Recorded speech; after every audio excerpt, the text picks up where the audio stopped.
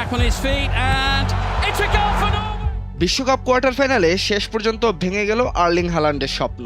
ব্রাজিলকে হারিয়ে ইতিহাস গড়া নরওয়ে এবার আর পারল না। অতিরিক্ত সময়ের নাটকীয় লড়াই শেষে 2-1 গোলে জিতে সেমিফাইনালে উঠে গেছে ইংল্যান্ড, আর নায়ক জুড বেলিংহাম।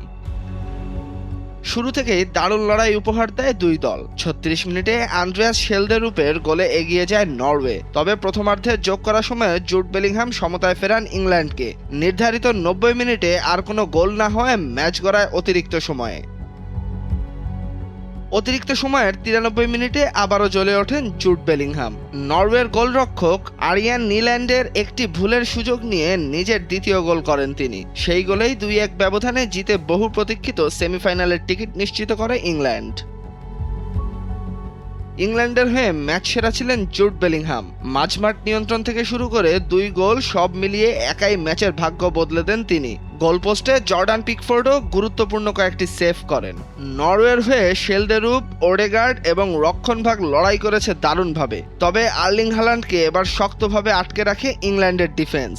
একবার জালে বল জড়ালেও ফাউলের কারণে সেই গোল বাতিল হয়ে যায়। এই বিশ্বকাপে ব্রাজিলকে হারিয়ে একের পর এক গোল করে নরওয়েকে প্রথমবারের মতো কোয়ার্টার ফাইনালে তুলেছিলেন আর্লিং হাল্যান্ড। কিন্তু ফুটবলের সৌন্দর্য এখানেই, প্রতিটি রূপকথার শেষটা হাসিতে লেখা থাকে না।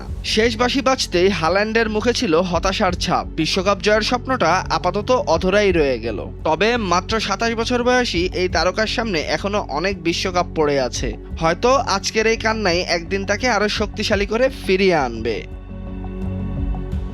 ইংল্যান্ডের সামনে এখন সেমিফাইনালের মঞ্চ, আর নরওয়ে বিদায় নিলেও এই বিশ্বকাপে তাদের সাহসী ফুটবল আর হাল্যান্ডের লড়াই ফুটবল প্রেমীদের অনেক দিন মনে থাকবে। এখন প্রশ্ন একটাই, বেলিংহামের এই ফর্ম কি ইংল্যান্ডকে বিশ্বকাপ ট্রফির আরও কাছে নিয়ে যেতে পারবে? তাহসিনুল বাকি ফাহিম, ভোরের কাগজ।